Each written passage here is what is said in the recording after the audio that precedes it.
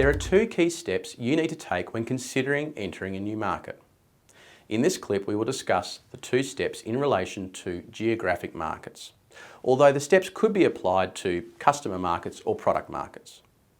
The first step is to assess the relative attractiveness of the target market and determine your objectives for entering it. The second step is to decide on how you will enter the market.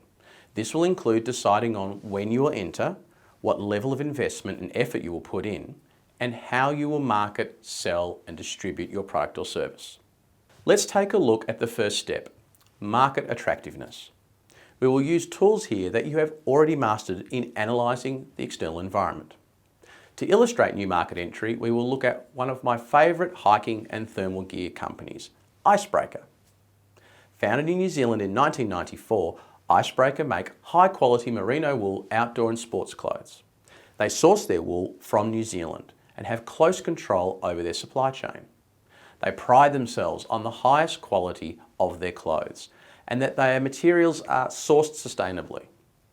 In the early 2000s, Icebreaker's CEO, Jeremy Moon, was considering entering the Chinese market. China offers probably the world's biggest consumer market for clothes. The average per capita consumption of clothing is low but increasing fast. Consumer purchasing power has also increased, and with that, an insatiable desire for overseas products. But there is almost no outdoor or hiking clothing. So socially, there is a desire for purchasing foreign brands. However, Chinese consumers do not place much emphasis on sustainability, which is part of Icebreaker's brand identity.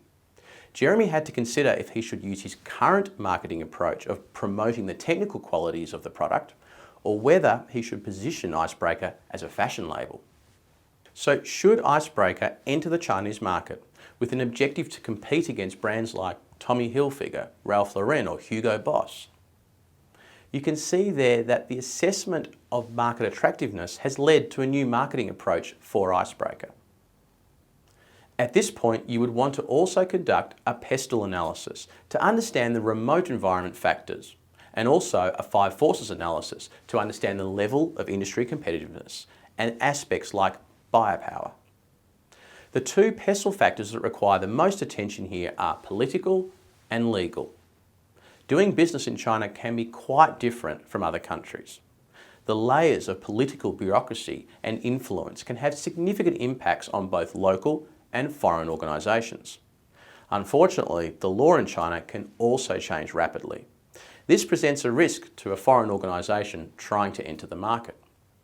To move on to the second step in analysing new market entry, we will assume that Jeremy Moon is satisfied that the market is attractive. Recall that the second step includes deciding on when to enter, the scale of your investment, and how you market, sell and distribute your product.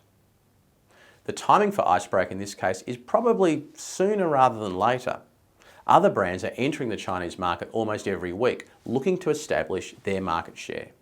However, clothing is seasonal, and Icebreaker is weighted towards winter clothing.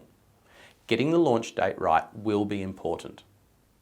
The scale of entry might target one large city like Beijing or Shanghai, or a smaller area like Yunnan province, where tourists go hiking in the national parks. The scale will also be heavily influenced by Icebreaker's ability to manufacture enough stock to meet the potential demand. The final question is the best mode of entry to the market. For instance, if Icebreaker set up their own stores, it will require a lot of resources and time, but will enable them to have more control over their brand. They would be unlikely to consider licensing the product, as this poses a risk to their product quality. A joint venture is also unlikely, though there could be opportunities for a strategic alliance with other outdoor clothing brands that might be looking also to enter the market. Whatever option Icebreaker decides on, it must be based on their external and internal analysis. The strategy can only be successful if Icebreaker has the right resources and strategic capabilities, or if these can be sourced from elsewhere. So let's recap. When entering a new market, you want to consider two things.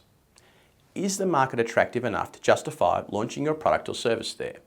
And secondly, can you identify the timing, scale, and mode of entry that will ensure the success of your strategic plan. You can see that a market entry strategy is complex. Much analysis and planning is required before committing to enter a new market. In a case, you should use the 2 steps to assess market attractiveness and plan your mode of entry. This information will enable you to make a supported recommendation for the market entry strategy.